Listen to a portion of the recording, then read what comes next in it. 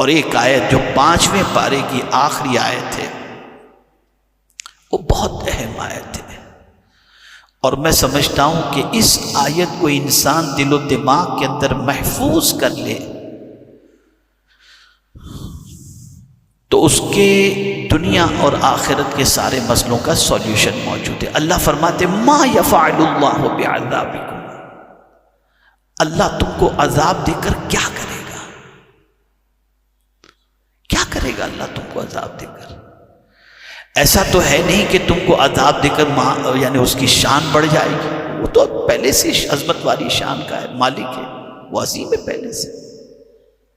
وہ کیا کرے گا تم کو عذاب دے کر؟ پوری دنیا جانتی ہے اس کی طاقت کے بارے میں، ایک اشارہ فرما دے تو 2 سیکنڈ کے اندر پوری دنیا ملبے کے خاک میں تبدیل ہو جائے، ملبے کے ڈھیر میں تبدیل ہو جائے۔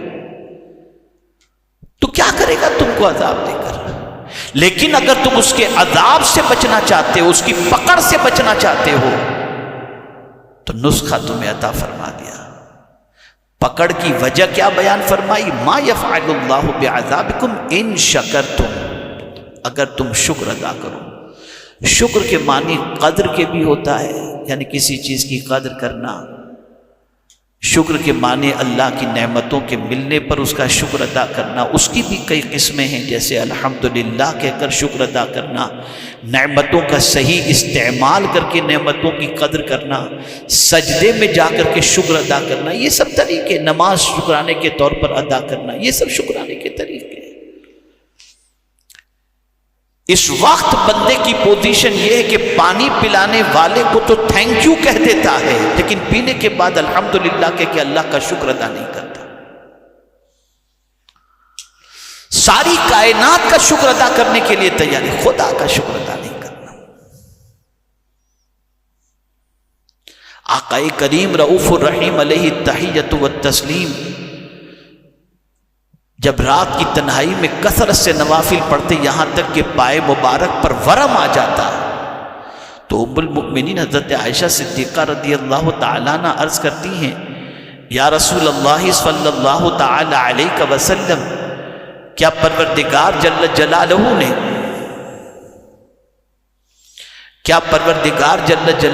نے آپ کے سبب سے آپ کے اگلوں اور پچھلوں کے گناہوں کو معاف نہیں فرما دیا؟ پھر اتنی عبادت، اتنا لمبا قیام، اتنے سجدے۔ اب سرکار کا جواب سنیے، آقا کریم صلی اللہ علیہ وسلم فرماتے افلا اکون عبدا شکورا، کیا میں اپنے رب کا شکر گزار بندہ نہ بنوں؟ سوچئے آپ، ہمارے یہاں جو سب سے بڑی کمی ہے وہ شکر کی کمی ہے، اور ہمارے یہاں نہیں، اللہ کے بندوں میں شکر کی کمی ہے ہی۔ قرآن کہتا ہے وَقَلِيلٌ مِّنْ عِبَادِيَ الشَّكُورُ، میرے بندوں میں سب سے کم لوگ ایسے ہیں جو شکر ادا کرتے ہیں۔ بہت کچھ ہوتے ہوئے بھی شکوہ ختم نہیں ہوتا۔ جس کسی کو دیکھو اللہ کی شکایت اس کی زبان پر نظر آئے گی، شکر کی بولی ختم۔ اور اگر کوئی شکر ادا کرتا ہے اللہ اسے عذاب نہیں دیتا، اللہ عذاب نہیں دیتا۔ اگر کوئی شکر ادا کرے تو پھر اللہ کرتا کیا ہے؟ لئن شکرتم لازیدنکم، اللہ تم کو اور زیادہ عطا کرتا ہے، اور زیادہ عطا کرتا ہے۔ کہاں کہاں شکر ادا کرنا ہے؟ قرآن نے کہا انشکر لی ولوالدیک، میرا شکر ادا کرو اور اپنے ماں باپ کا شکر ادا کرو۔ خدا کا بھی شکر اور ماں باپ کا بھی شکر۔ یہاں پوزیشن یہ ہے کہ نہ خدا کا شکر رہ گیا نہ والدین کا شکر رہ گیا، بس بندہ اپنی زندگی میں مست ہے، کھائے پیے اور زندگی گزارتے ہوئے نظر آ رہے ہیں۔ تو قرآن مقدس کی یہ 5ویں پارے کی آخری آیت جس میں رب قدیر نے فرمایا ما یفعل اللہ بعذابکم ان شکرتم، اللہ تم کو عذاب دے کر کیا کرے گا اگر تم شکر ادا کرو۔ تو یاد رکھیں اللہ کا شکر کثرت سے ادا کریں، ہر حال میں الحمدللہ الحمدللہ الحمدللہ الحمدللہ، اور پروردگار اس سے بہت خوش ہوتا ہے۔ آپ نے کبھی محسوس کیا سورہ فاتحہ کی ابتدائی جو آیت ہے وہ الحمدللہ ہی تو ہے نا، الحمدللہ رب العالمین، کیوں ہے یہ؟ حضرت آدم علیہ السلام کے جسم اطہر کے اندر جب روح پھونکی گئی تو آپ کو چھینک آئی، اور چھینک آتے ہی آپ نے کہا الحمدللہ۔ پروردگار کو یہ جملہ اتنا پسند آیا کہ سورہ فاتحہ کی ابتدا اسی سے رکھی گئی۔ یہ اللہ کا شکر، بہت خوش ہوتا ہے میرا رب جب کوئی الحمدللہ کہتا ہے، تو مولا بہت خوش ہوتا ہے کہ میرا بندہ جانتا ہے کہ سب کچھ میں نے ہی اس کو دیا ہے، تبھی تو میرا شکر ادا کر رہا ہے، تبھی تو میرا شکر ادا کر رہا ہے۔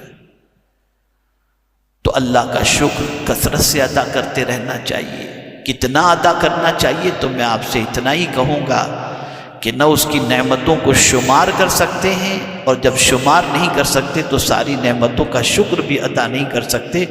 ہر نعمت پر اس کا جتنا شکر ادا کریں اتنا کم ہے، بلکہ فرمایا گیا جسم میں 360 جوڑ ہیں، ہر جوڑ کا شکر ادا کرنا ضروری ہے۔ یعنی دن میں کم سے کم 360 مرتبہ تو آپ اللہ کا شکر ادا کریں، اور اس میں یہ بھی فرمایا گیا سبحان اللہ کہنا بھی اللہ کا شکر ہے، اور الحمدللہ کہنا بھی اللہ کا شکر ہے، اور دوسرے انداز سے بھی اللہ کا شکر آپ ادا کر سکتے ہیں، سجدے کے ذریعے بھی ادا کر سکتے ہیں، اور اللہ کی عطا کردہ نعمتوں کی قدر کے ذریعے بھی اللہ عز و جل کا شکر ادا کر سکتے ہیں۔ تو میرے پیارے آقا صلی اللہ علیہ وسلم کے پیارے دیوانوں، اگر کوئی شکر ادا کرے تو اللہ تعالیٰ فرماتے ما یفعل اللہ بعذابکم ان شکرتم وآمنتم وکان اللہ شاکرا علیما۔ اللہ قدر کرنے والا اور جاننے والا ہے۔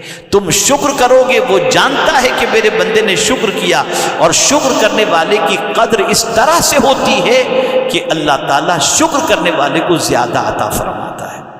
اس کو میں ایک ایگزامپل کے ذریعے سمجھاؤں تو بات سمجھ میں آئے گی۔ کوئی اگر آپ کو پانی پلائے اور آپ نے پانی پی لیا، اور پانی پینے کے بعد پلانے والے کو کہا بہت بہت شکریہ یار، پیاس بجھ گئی ماشاءاللہ، تو وہ فوراً کہے گا اور دوں اور دوں۔ لیکن آپ نے پانی پیا، گلاس سائڈ میں رکھ دیا، اور بیچارہ وہ چلا جائے گا۔ لیکن جیسے ہی آپ نے اس کا شکر ادا کیا، آپ کا بہت بہت شکریہ، پیاس بجھ گئی، تو فوراً پوچھے گا اور دوں۔ تو جب ایک بندے کا شکر ادا کرو تو وہ دوبارہ دینے کی بات کرتا ہے، مولا کا شکر ادا کرو تو وہ نہیں عطا فرمائے گا، تو ضرور عطا فرمائے، اس کا شکر ادا کرو۔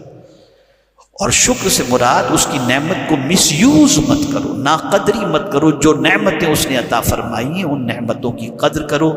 اللہ رب العزت جل جلالہ آقا کریم رؤوف الرحیم علیہ التحیۃ والتسلیم کے صدقہ و طفیل ہمیں برکات قرآن مقدس سے مالا مال فرمائے۔